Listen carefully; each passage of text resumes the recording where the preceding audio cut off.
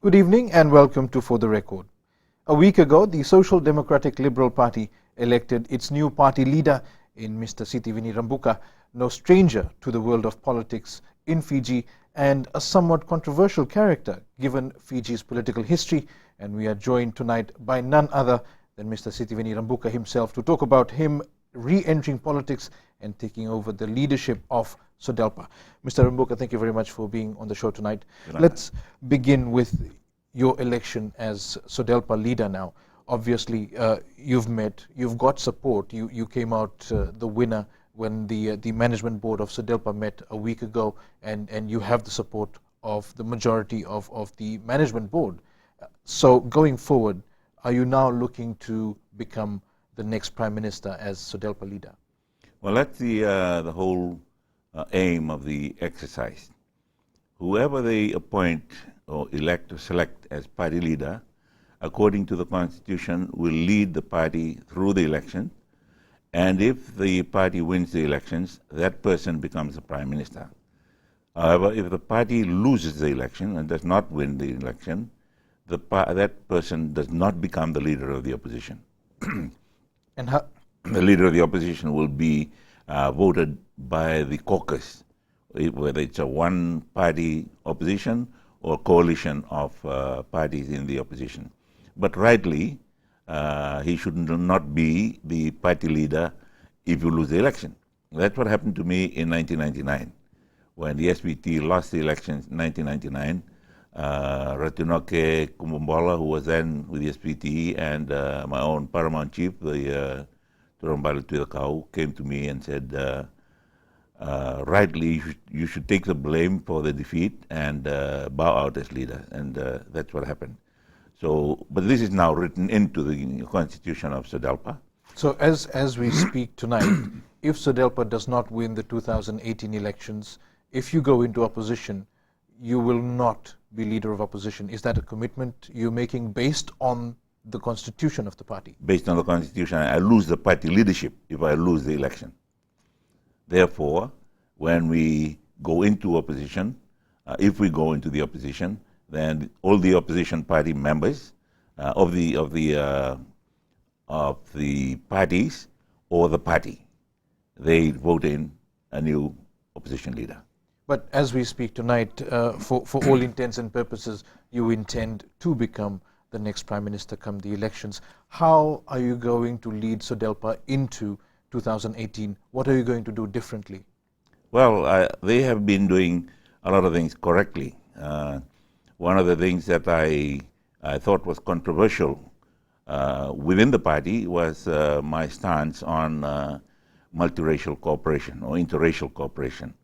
But when I looked closely at the Constitution, I realized that it's part and parcel of the Constitution and the objectives of the party. So it was not really controversial.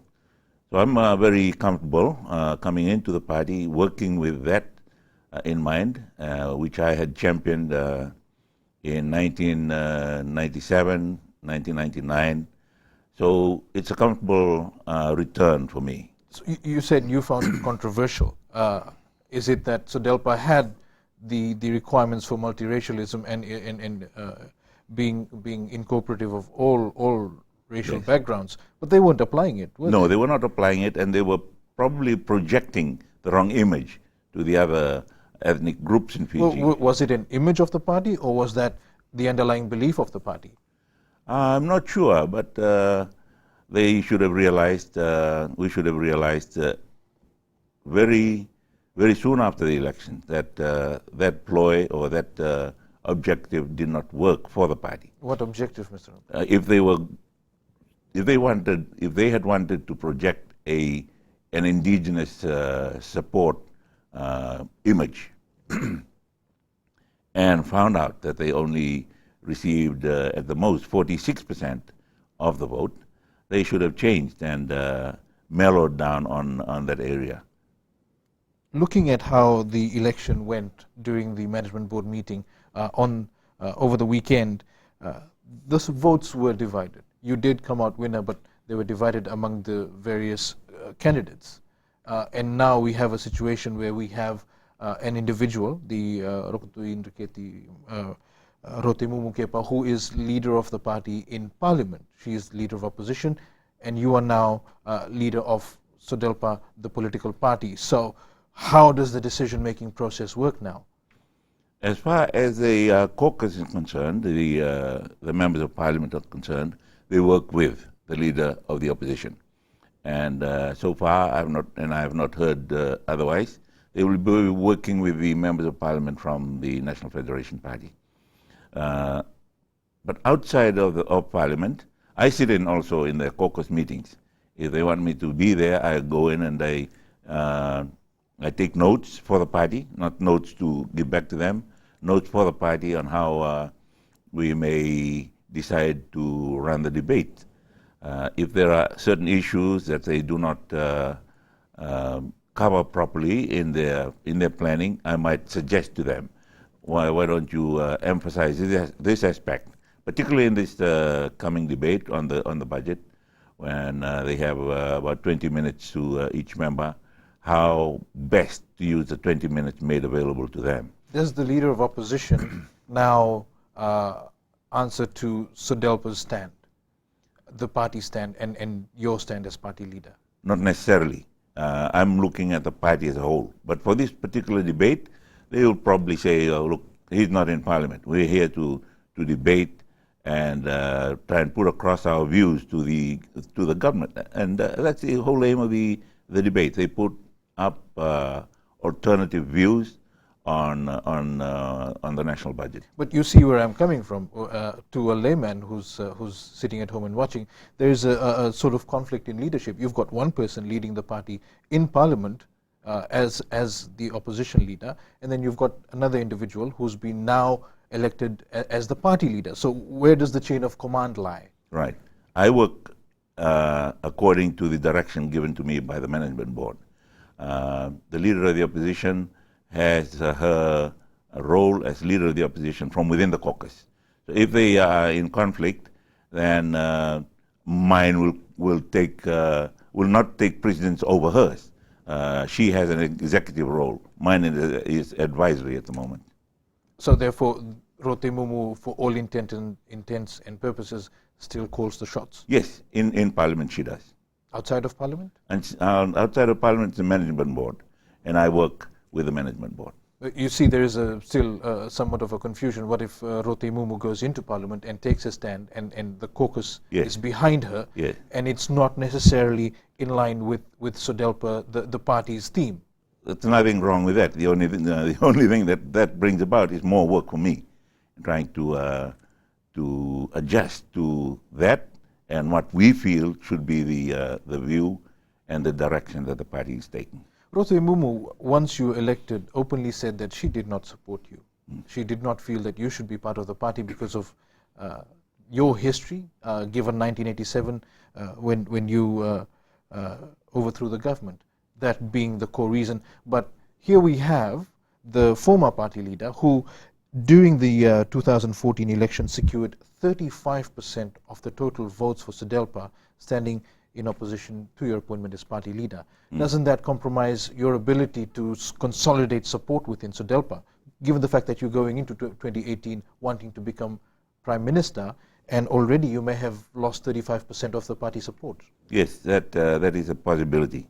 However, when you look at the system that we had, the votes credited to her may be just party votes. You know, they just probably projected her and her number as a party.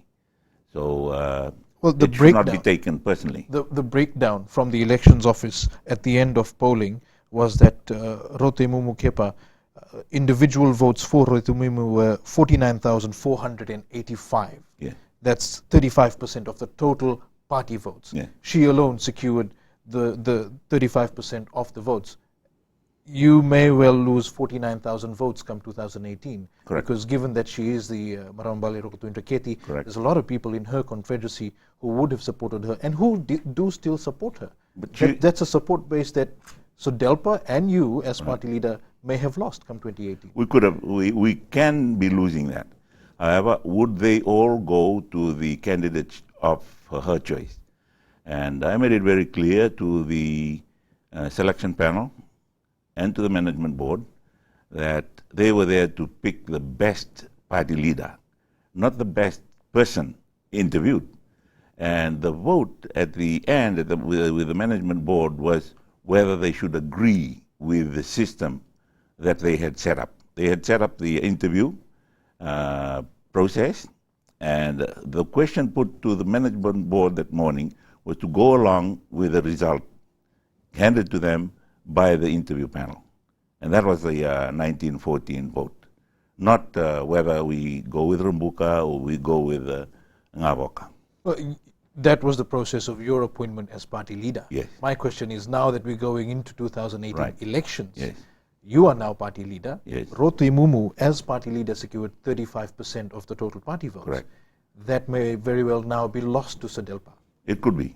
It could be. But if you look at the way they campaigned, if you don't know anybody else, if you don't know any of the other candidates, vote for the party leader.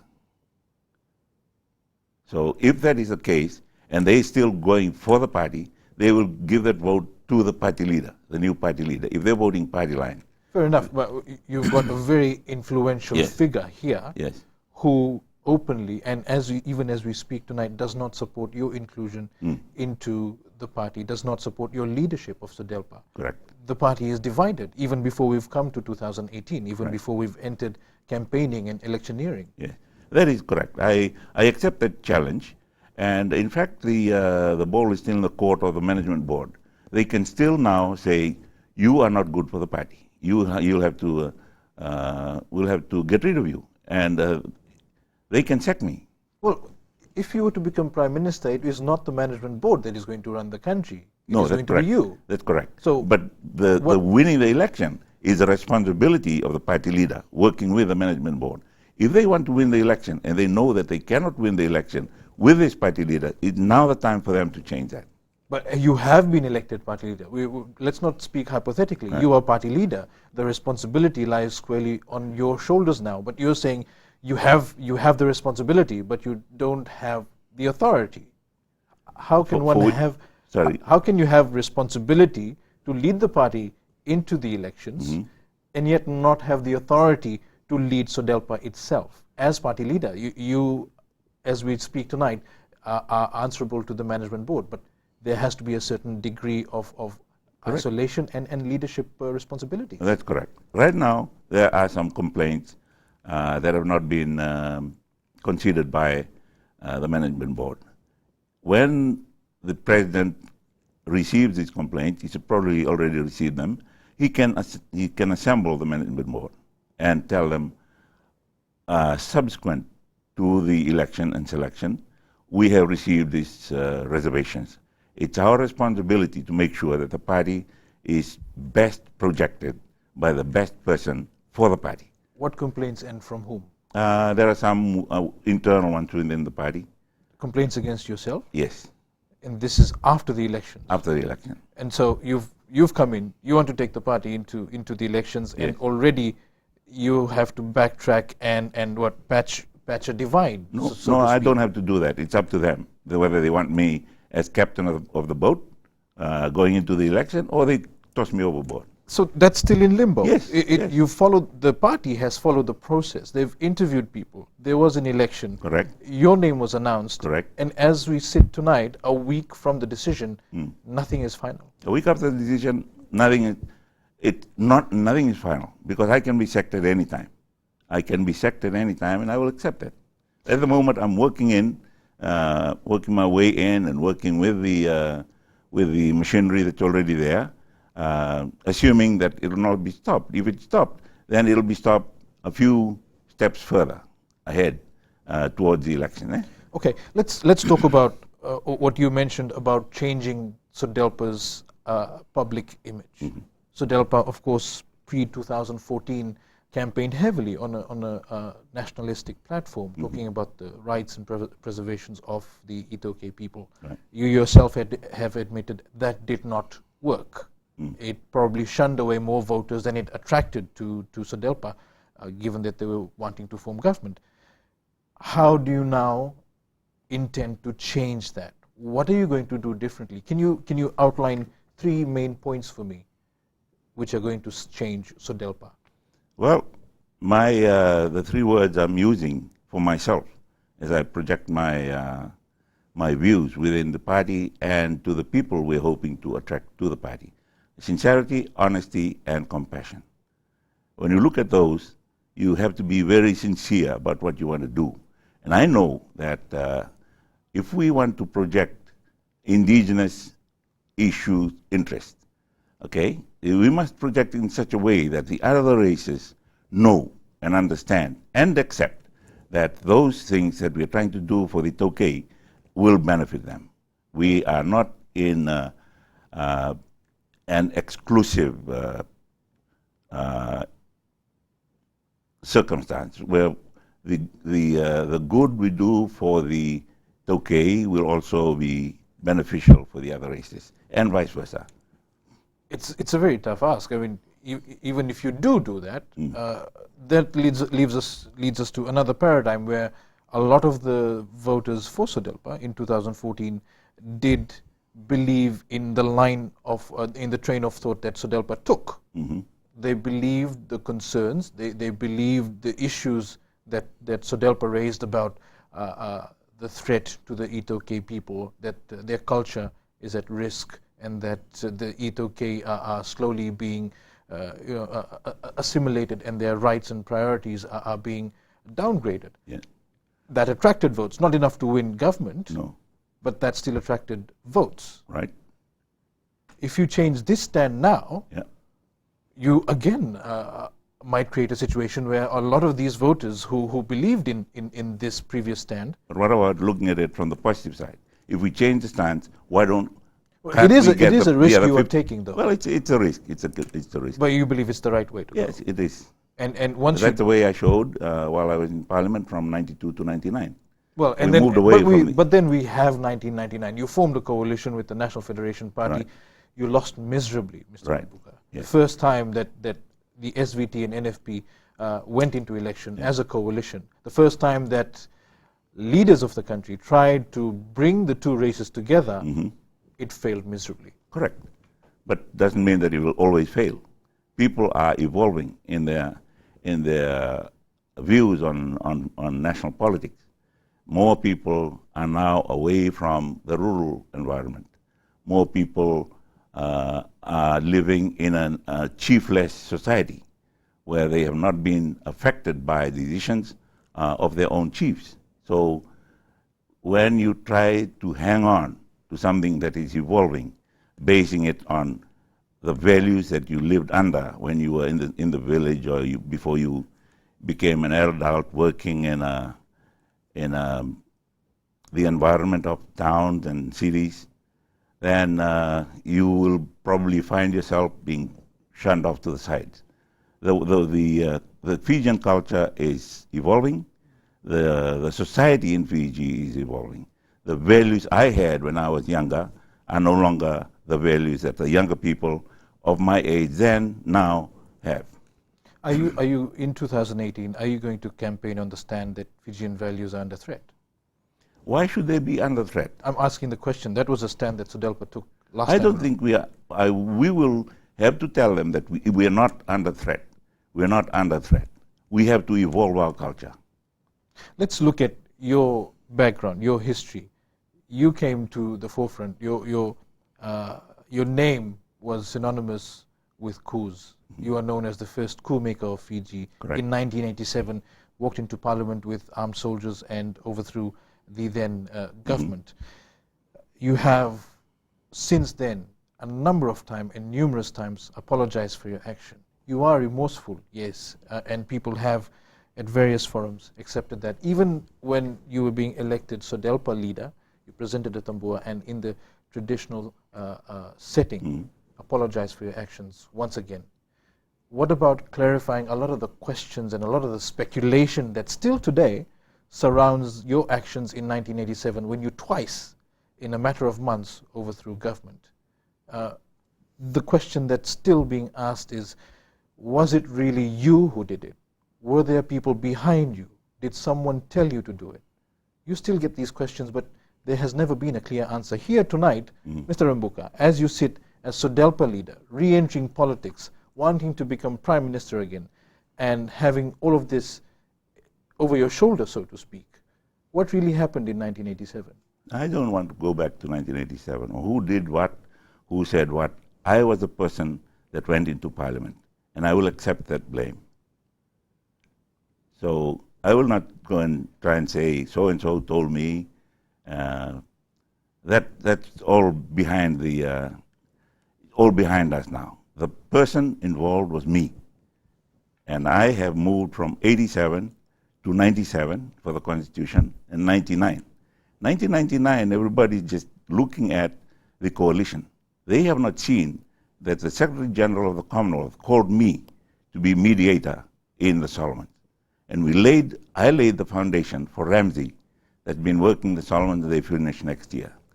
That part, a lot of people do not see. And that is all you trying to redeem yourself No, following 87? I was just picked because they felt that this man believed in mediating between parties in a conflict, and he's capable. So they invited me to go and do that. You say you don't want to go back, but we cannot wipe out history. No. You are sitting here telling people that you want to be Prime Minister. In 2018, you want to lead the country. But don't the people deserve to know what happened? Don't they deserve to know where you come from? We've come more than 20 years since... 30 years, almost 30 years. Almost 30 years as of next year. Yeah. A lot of the voters today don't know. Young voters, we're talking about people in their 30s, even younger, 18-year-olds will be voting. They know of you as a coup maker, but they don't know what happened. You had nationalistic views. The quote then was, Fiji for Fijians. But I didn't say that. Of course, you didn't. But the quote was Fiji for Fijians. Other politicians and nationalistic leaders had taken that stand. You know, the other thing was asking non-Itoke, mostly Indo-Fijians, to leave the country. It caused a wide rift. There was racial divide. And that is the backdrop against which you are coming into politics and asking people to vote for you. Yes, well, as I said, I'll take the blame myself. I will not try and spray it around. And it's up to the party, my party, to say, okay, if that's the way you really are, if that's the way you were, maybe it's wiser for us not to have you leading. And I will accept that, because for me, the party chances is more important than my personal. I have no ambition anyway. I was just nominated. I was asked to allow my name to be brought forward for nomination, and went through the process. After 87, you formed government. You formed the SVT. The main basis being the need to unify the Itoke people, to bring about unity among the Itoke. Right. And then you have the SDL, which came in, and they had a similar stand, right. Unify the Itoke, bring about unity. And even going back into the days when Ratu Sekamisese Mara was Prime Minister, he too tried to unite the Itoke people. 3 times over we've tried. Over decades since independence we've tried. We haven't really been able to achieve it, have we? No. Where have we failed? We have failed because we tried to create a new culture. We had our own chiefly system, and every chief has his own domain. This is artificial. This Toke unity is artificial. It was not the way we were. You'll go, if we went back to the tribal and the confederacies and the kingdom fightings of the tribal days, you will know that there was no united Fiji. Only when there was the imposition of colonial rule did we become one. Why is it so elusive in a modern civilized society? Why is Itoke unity so elusive? Show me a nation in the world that is united, where the indigenous people are united. It is the reality of human beings, human society. Conflict, individualistic, groupist, whatever ism you want to, or ism you want to put there, that is human society. Those descriptions could very well be put to you. Correct. Correct. How do you overcome that? You just have to, as far as I'm concerned, I just want to do what is right with no malice. I want to do what is right with no malice. Do what is right with malice towards none. You still want to unify the Itoke people. How do you want to do it? How do you plan to do it? Unifying them doesn't mean that they all marching left, right together. We are individuals. Human beings are individuals. And we'll just have to tell them, look, this is good for the nation. If it's good for the nation, good for us. If we're trying to do this, they see, okay, this one about in the landlord and tenant issue or debate. No, we need more money. He said, you can't have more money. They can only afford to pay this amount. And whatever has been paid is universally calculated. When you look at the lease monies, and the Toke has always said, we have not been receiving enough. But when you look at the landlord and tenant situation all over the place, there's always that 6% of unimproved capital value. It is a universal figure. And the 30-70 that's used in the sugar and the sugar leases, that's also universal. You go to California and you know that formula is the one they use. So it's for our people to see that we are not alone. We're not alone in our struggle. Other people are struggling, but they can work together. In 1987, in the years following 1987, you tried, after you realized that 87 was wrong, after you apologized at various forums, in various settings. At one of these apologies, did you or did you not say that former Prime Minister and President Ratumara encouraged you to do the coup in 87? That came out in the book. I didn't make it as an assertion in the apologies.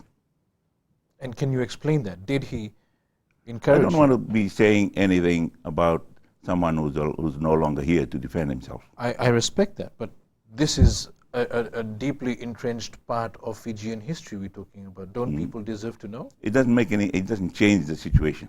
We have gone past that. Whether I said yes or no. You may very well have, Mr. Rabuka, but if you are going to be Prime Minister, the people need to know.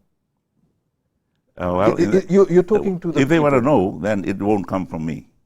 It will not come from me. I don't want to belittle any of the great men who have worked for this country after they're gone and no longer there to defend themselves. All due respect to these statesmen, Mr. Rabuka, but what about the people's right to information, the people's right to know what happened in 1987? We will never really, it's been said over and over, we will never really be able to move on unless we really know what happened. Well, did Ratumara ask you to overthrow government? Well, bearing in mind, Ratumara had just in 87 lost the election very closely, but he had lost prime ministership.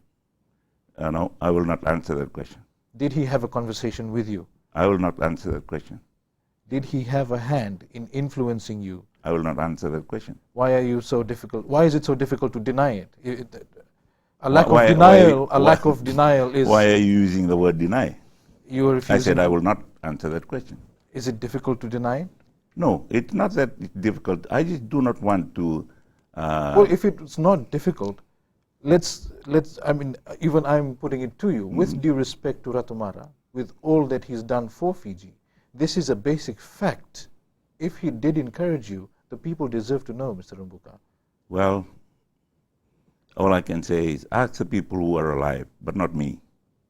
There are not very many people around, and none of them led the coup of 87. You did, as Major General. Correct. So I led the coup. Why don't we stop at that?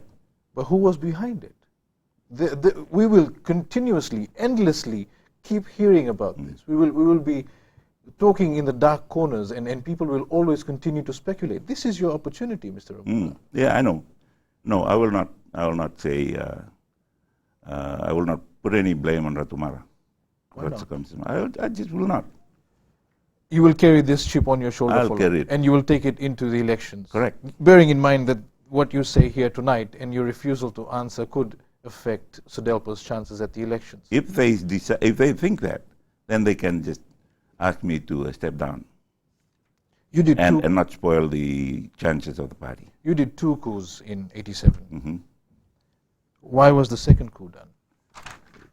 Because the way we were going, from May to September, the way we were going was going well, and we wanted to complete all that and take Fiji into a Republican status.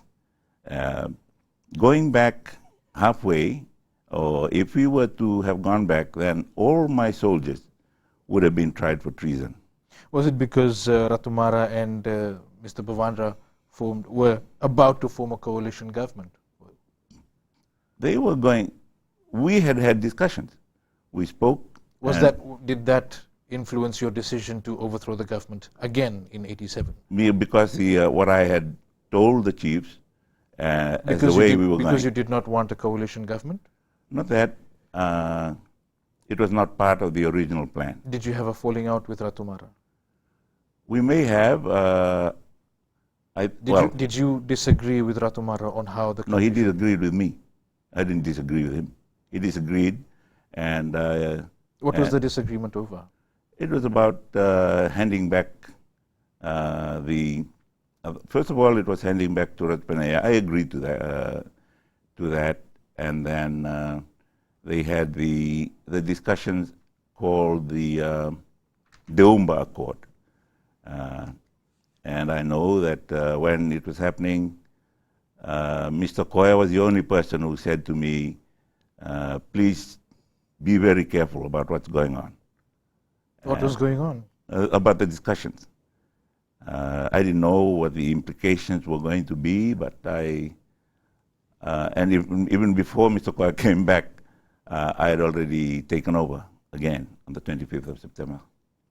And so therein began your political career. Then we slogged on from there, and we declared a republic and moved on. Twice now we've got Ratumara in the picture. In the same scenario, in the same year, '87, in May, Ratumara lost the election. You did a coup. And then a few months down the line, when Ratumara was in the picture, a very great statesman, as you said yourself, he was about to form a coalition. And here you are again, coming in and overthrowing the government, and any chance that Fiji had to move forward. Yes.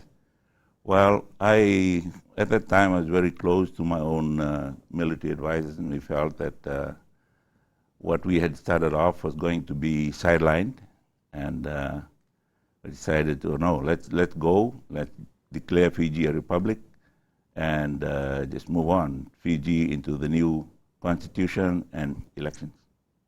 And then came years of division, racial division, families were torn apart.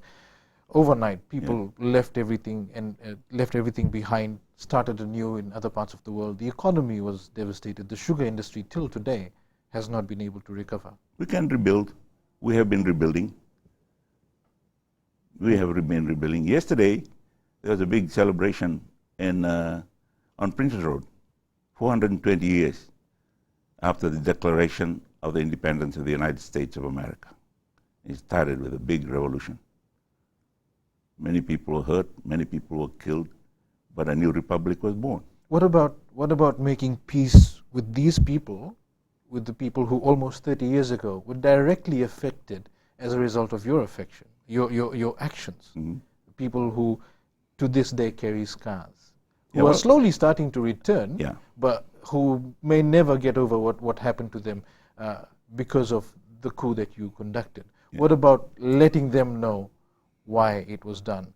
Who influenced you? Who were the people behind the scenes? As I said, I do not want to put the blame on anybody else. I have been blamed. We have carried the blame. We've carried the suffering of the other people, of the people who have suffered. We carried that suffering. Why do you feel the need to carry the blame when there may very well be people, there are people behind the scenes who were speaking into your ear? Why should you alone carry the blame? I am the person that went into Parliament, and that's it. That doesn't give a person closure. No, it doesn't give closure to somebody who 30 years ago may have been attacked, who may have had their family attacked, who may have had lived in fear for weeks and months. That gives no closure. That Yes. can only happen when there is openness, acceptance, and people know. Yeah.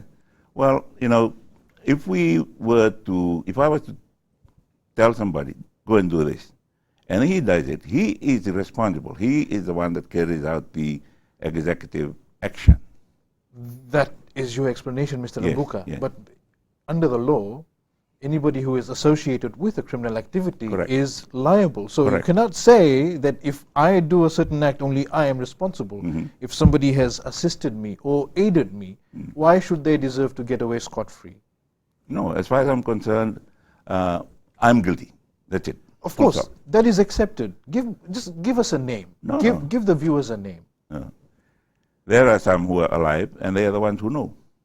They will never come forward, Mr. Rabuka. Everybody will. No, nor would I want to drag them into the dust. You have, for the last 30 years, you have spoken openly about this. This is the one facet you've never opened up about. Now you want to become prime minister, and you want to go into the elections hiding truth from people. No, well, How will people trust you, Mr. Rabuka?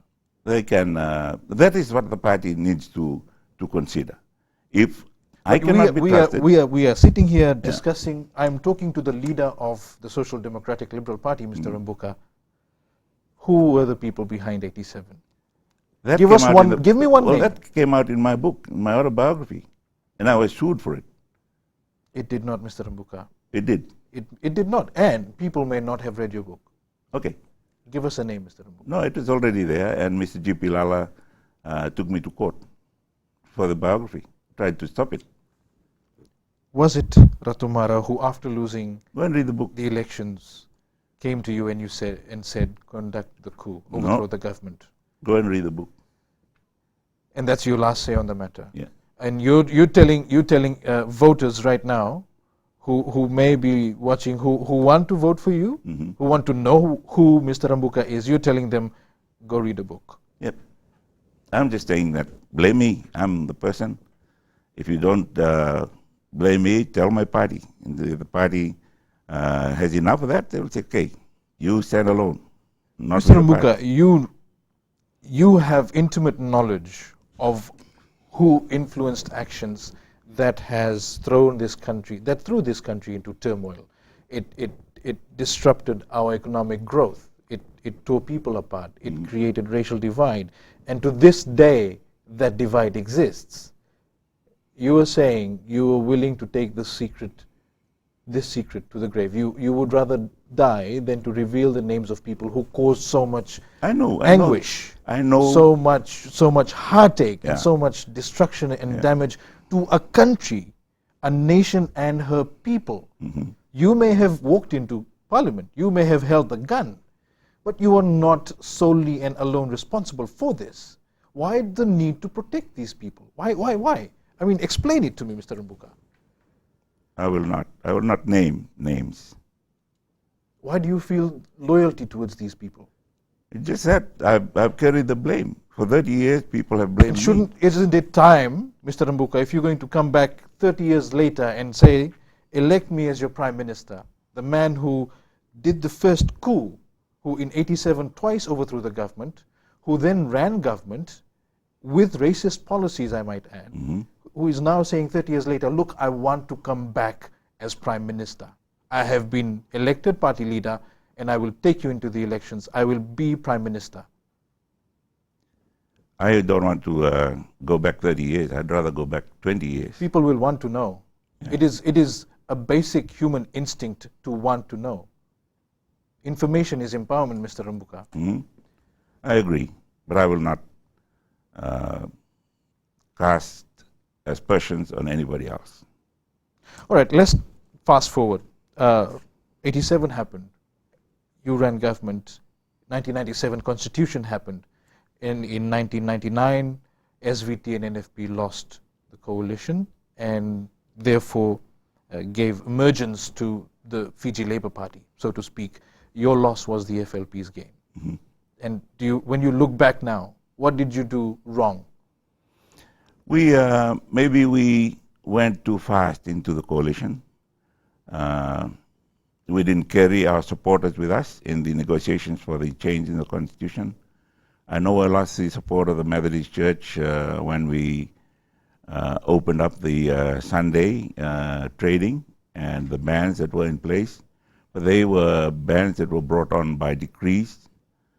So those are the things that you're asking very pertinent questions which the party should now be asking me. Look, I will now believe that you are a liability to the party, and because of that, we will ask you to step down. And I'll say to them, don't ask me to step down, just check me. And if it's good You're for the making party. it sound as if you've been put in a situation that you don't want to be in. No, I didn't want to. I did not volunteer. I didn't ask. I did not apply to be a candidate in this thing. I was asked to come in. Are you here? Are you a party leader wholeheartedly? Yes. You make it sound as if you have reservations. You keep saying, look, the party can sack me. The party can get rid of me. The party can sack me because I support the party. I support the party and all it wants to stand for. And if the chances of this party are reduced or destroyed by my presence, I support the party enough to step down. Let's look at the year 2000. Another coup happened, led by George Speight, as the face of it anyway. Names have emerged since about people who were pulling the strings. There is to this day speculation about what happened on November 2nd, the mutiny. CRW rebel soldiers attacked the then commander. You were seen inside QEB on the day after loyal soldiers defeated the rebels. Were you at the mess hall? Yes. What were you doing there? I went up to negotiate a ceasefire. Or were you there to take over the military? No, I was asked by the Home Affairs to go up and negotiate ceasefire. Is it true that you were found hiding behind the CRW soldiers when the loyalist soldiers were able to defeat the CRW? There was no CRW soldier around me at the time. When did you go into QEB? About 5 o'clock in the afternoon. I have it on good authority, confirmed by two sources who were at QEB on November 2nd, way before 5 o'clock in the afternoon. In the middle of the fight, in the middle of the firefight, you were in the mess hall, in the officers' mess hall. No, that was during the assault in the night. I was in the mess hall. I was there from 5 o'clock. You outright deny that you went into QEB during fighting and you stood behind the CRW soldiers who were trying to kill the then commander. Fighting. There was no fighting at that time. There's a one wave assault that came in. There was no fire returned because I don't think there was any CRW soldier left in camp at that time. Were you in full uniform? No, I was in civilian clothes. You were seen in full uniform? No, I was in civilian clothes. You were seen, Mr. Rabuka, by soldiers who fought back against the CRW and who have since, in confidence, two of them told us that they found you in the officers' mess in uniform. Why would you go in if you were asked to mediate a ceasefire? Why would you go in wearing your Major General's uniform? I didn't have my Major General's uniform with me. That is all you have to say about it. I can tell you now, one of the loyalist soldiers has told us in confidence that he found you in the mess hall. He actually had a gun pointed at you because you were in uniform, and he told you to leave and leave immediately. This is the time, not at 5 o'clock in the afternoon, Mr. Rabuka. This is the time when the loyalist soldiers mounted a counterattack and brought down the CRW soldiers who were trying to assassinate the then commander.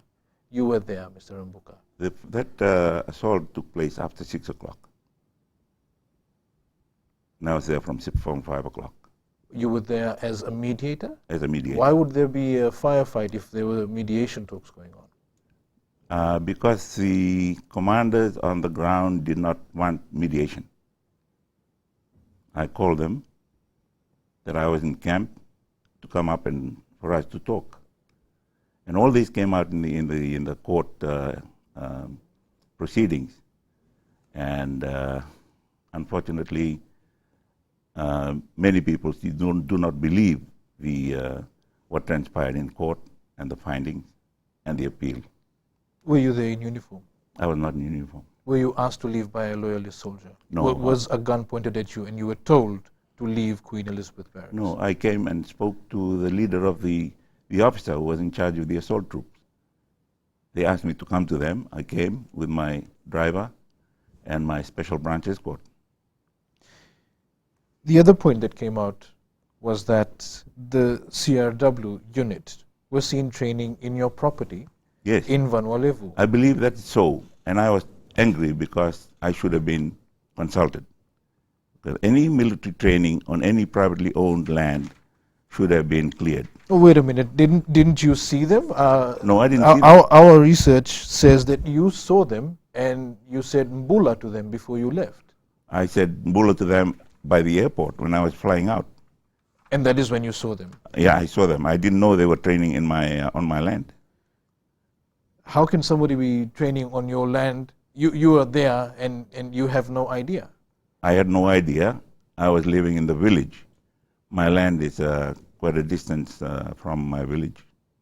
We are told you had full knowledge that No. the CRW was in your property. No, I did not have any knowledge of them being there.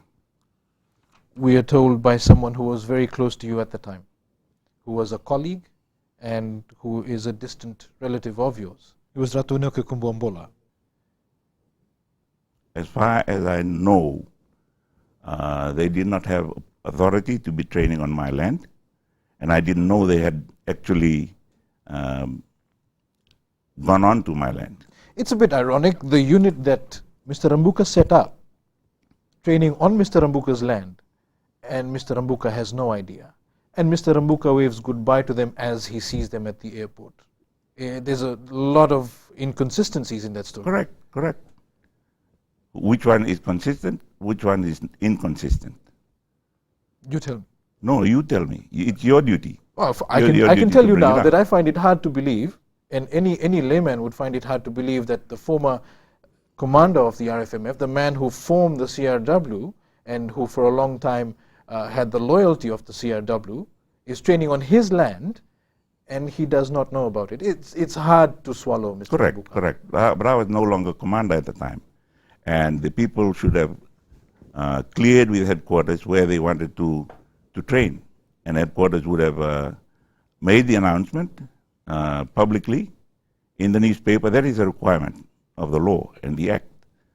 And if they were going on to private lands, the landowner would be told. Fair enough. I mean, we've covered quite a bit of history. Let's look at the future. Going forward, the NFP now seems to be divided over your appointment. The party leader, Professor Biman Prasad, says whoever Sodelpa appoints is their business and they will work with Sodelpa. Whereas the NFP president, Mr. Ponrao Nindalo, is saying that the NFP will never work with a coup-maker. So your election is creating divides even with your coalition, so to speak, coalition partners. How do you overcome that? I don't overcome it. It's up to the party. My party must decide. If my presence jeopardizes any potential union with any other political party, they must come up with somebody that will foster the harmony between the parties, or they get rid of me so that they can get the other parties to cooperate. That's the quick and easy way to wash your hands off the problem. No, it is not a quick and easy way. It is a very practical way, probably the only feasible and logical way of fighting the election. So you're basically saying you see the problem is you, but yet because people want you to be there, you will remain. I will remain because we've gone through the process. And the process should have convinced the party that they are making the right decision. If now they feel that they have made the wrong decision, they can change. Nothing is set in concrete. That's what I said. How much support do you have in the party?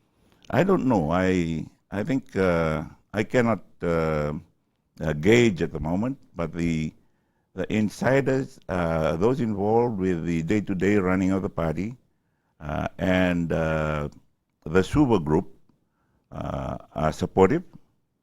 And the Counter of the West constituency, I've only seen two of them. They have spoken for the supporters in the Counter of the West, and they are supporting. But the members of parliament, those who are in parliament and those that failed in the election, would have a better view of how much support I have.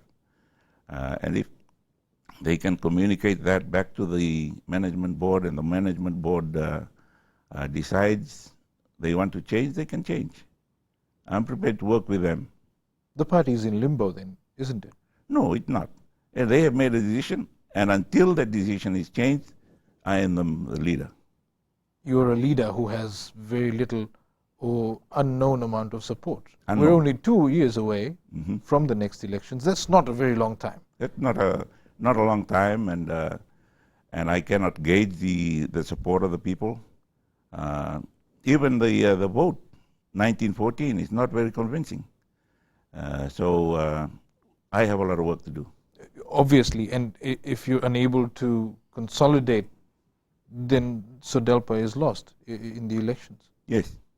How do you plan to go about bringing the party back together again? I just have to work harder.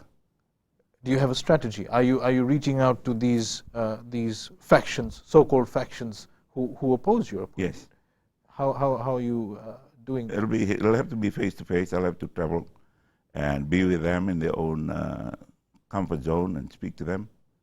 Do you think and the voters report back to the party headquarters? Do you think the voters will be accepting if they were to ask you some of the questions that I asked about 1987 and the people behind the coup, the possibility of Ratu Kamisese Mara's involvement? If the voters on the ground during your campaigning or during your outreach, if they ask, do you think they will accept your explanations? And is it going to be fair to them?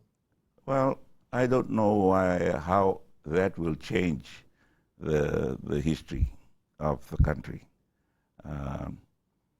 I just say, look, I am the person that you have blamed. Go along with that. Some people know some people know the truth. I'm not going to tell you that. I will accept all the blame that you have piled upon me and go on with that. Even in 2000, when George Speight was in Parliament, yeah. There was always talk that people behind the scenes were pulling the strings. Some of those people have been taken to court and they're now serving time. Two of the people whose names emerged were the former police commissioner, Isikia Savoie, former minister, Savinathan Raunidalo. And there was always speculation that every time George Speight said he was waiting for someone, because he would give interviews, and in the initial days, all he said was, we are waiting for someone. Was that someone you? No. Were you at any time ever in talks with George Speight and his group? After. What was the basis of that discussion? I went in and I told them, you will fail. Get away from Parliament. Can you put your hand on your heart and tell the people that you had nothing to do with pulling the strings of George Speight and group? I can do that. Your conscience is clear? My conscience is clear. George Speight and the mutiny, my conscience is clear. And the coup my witness is my witness. And the coup of May 2000? Coup of May 87, May 87 or May 2000? May 2000, my conscience is clear. And the mutiny, my conscience is clear. Mr. Rabuka, thank you very much for being with us tonight. That brings us to the end of the show. Best of luck to you and to SODELPA. Thank you very much. Naka. Hard work. Still. Yeah. And that was For the Record for tonight. If you have any comments or questions, you can email us fortherecord@fbc.com.fj. For now, it's goodbye from me. Up next is Nemani Delembotiki with his weekly segment. Good night.